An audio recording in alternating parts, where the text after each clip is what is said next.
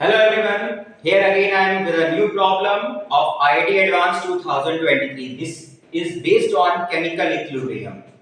जैसे आपको डायग्राम में दिख रहा होगा, क्वेश्चन में पढ़ देता हूं. In a 1 liter flask, 6 moles of A undergoes A gives out P. Reaction: the progress of product formation at the two temperature in Kelvin T1 and T2 shown in figure.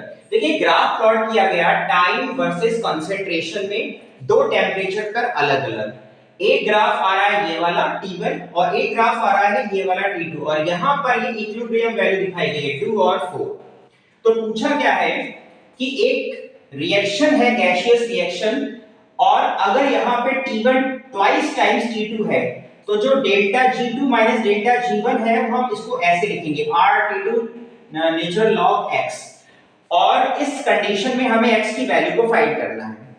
मतलब हमारे पास एक reaction given है, एक gaseous reaction है, इसमें एक graph खींचा गया कंसंट्रेशन वर्सेस टाइम का, तो अलग-अलग टेंपरेचर पे दो ग्राफ आ रहे हैं. ठीक है, ये जो वैल्यू है ये इक्विलिब्रियम वैल्यू है.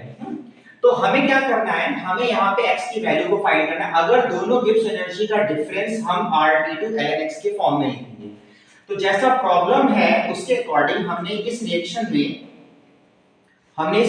में इसके इक्विलिब्रियम मोल्स को लिखा. देखिएगा ध्यान से, हमने इसका इक्विलिब्रियम मोल्स लिखा. इनिशियल मोल 6 है, यहाँ पे बचेगा 6 माइनस x और इक्विलिब्रियम वैल्यू इसकी x. तो अगर मैं T1 टेंपरेचर की बात करूं तो यहाँ पर T1 टेंपरेचर आपको दिख रहा होगा वो कितना है 4, यानी कि ये वैल्यू 4 है. तो अगर ये वैल्यू 4 है तो ये वैल्यू कितनी बचेगी 6 माइनस 4 यानी कि 2. तो अगर मैं K लिखता हूं K दैट इज K1 तो ये हो जाएगा concentration of product upon reactant that is concentration of P upon concentration of A. तो ये आ जाएगा 4 अपॉन 2 दैट इज 2. ये T1 टेंपरेचर पर है.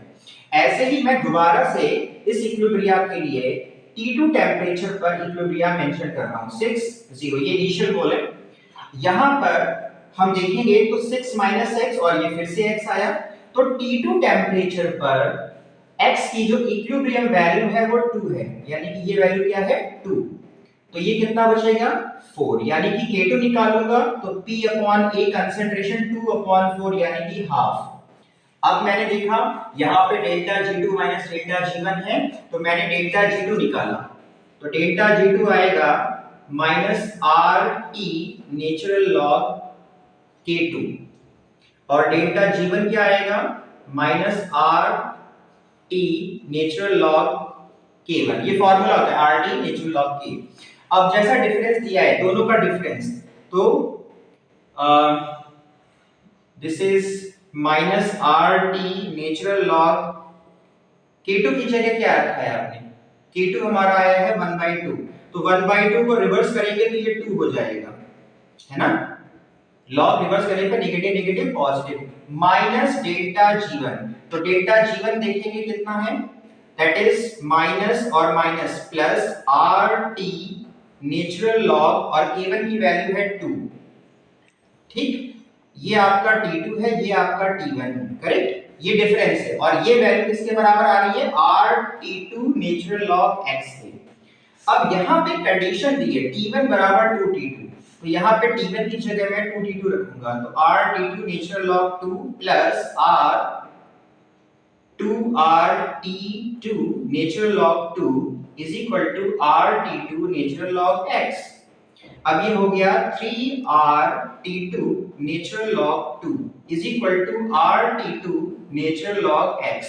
इस वैल्यू को मैं कैसे लिख सकता हूं RT2 नेचुरल लॉग 8, क्योंकि 8 को लिखते हैं 2 की पावर 3, तो ये 3 log 2 हो जाएगा. करेक्ट.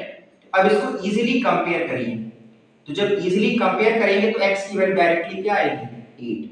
तो बेसिकली ये एक ग्राफिकल बेस्ड प्रॉब्लम था जिसमें हमें इक्विलिब्रियम और गिब्स एनर्जी को रिलेट किया गया. I think you understood. Thank you.